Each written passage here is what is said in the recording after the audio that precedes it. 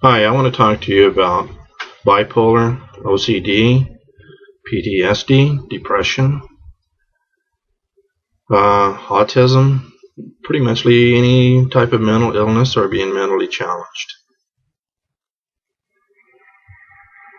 When I look back on my life and I see how I did things as a child in my teenage years, my early 20s and 30s, and where I'm at today, I realized that a lot of it had to do with what my mind was processing. I wasn't getting lost or caught up in things that caused stress in my life, frustration, anger. The way that my mind and brain worked was that I didn't have the ability to look at a challenge, conflict, problem as a bad thing. To me, those were things that it was something to do. Everything in my life, from the time I woke up to went to bed, everything was something to do. There was no negative or positive. These are things to do. What I've learned from people who are living with mental illnesses or challenges, they get stuck on something. They get caught on something, and they can't let go of it. When you can't let go of something, it's going to eat you up. It's going to take your mind apart. It's going to frustrate you. When you have a problem, challenge, or conflict in your life, you really need to try to adjust to it the same way you did when you first started learning how to walk as a child. When you first started learning how to pronounce words, when you're learning how to talk, when you were 12 months, 14 months, 15 months, 16 months, whatever it might have been.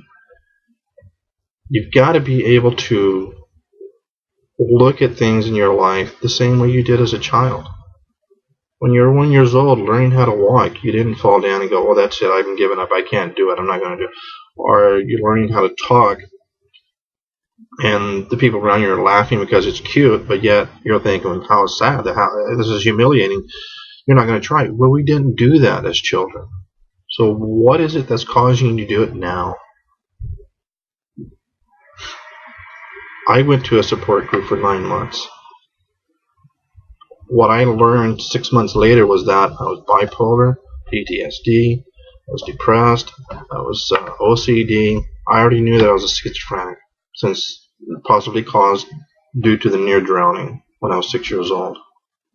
You don't have to be diagnosed with schizophrenia. If you're seeing things or you're hearing things that's not there, that's schizophrenia. But none of these things ever took off where they controlled me. I controlled them by not giving them any of my attention, which is a problem that we have in America. When something's not right in your life, you immediately, or your parents or somebody thinks you have a mental condition and you've got to get it treated. You don't have to get it treated. There are all kinds of conditions that little children have that these phases they go through.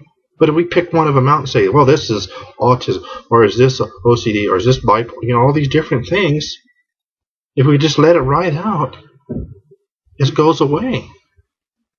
But the instant we tell a child or express something that's going on with the child, that they have a condition, and we start expressing that condition and connecting to that condition, that child then gets caught on that condition, then the brain's going, oh, so that's what you want to do.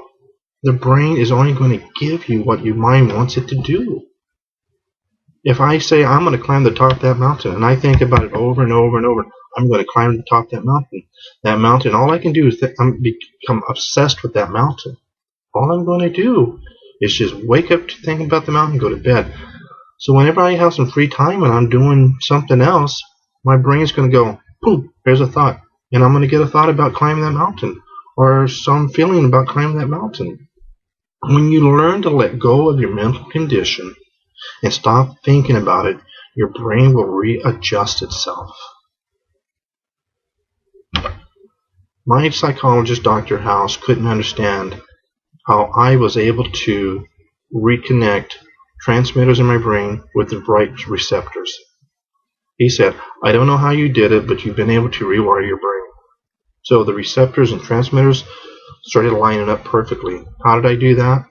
By allowing my mind to be free of things, by working on things that's going on in front of me. My five senses were working all the time. I wasn't stuck on one thing. I was always exploring and moving forward and moving forward. And what's this? What's that? What's this? I'll give you an example. Around my niece and nephew, I held them. No feelings. When my children came into the world, I would hold them. There was no feelings, no emotions, no sensitivity, nothing. This near drowning that I had when I was 6 years old is just part of it. Prior to that, my mom said, you are a passive child with very little affection. I could set you on the floor and that's where you would stay. You had very little affection, which you only showed towards the family pets. This near drowning erased everything. I had no feelings, no emotions, nothing. No feeling of apathy, sorrow, compassion, or anything. So when my grandchildren were born, it was the same thing then. When my grandson came along, Dylan, I did some research and found that my brain may be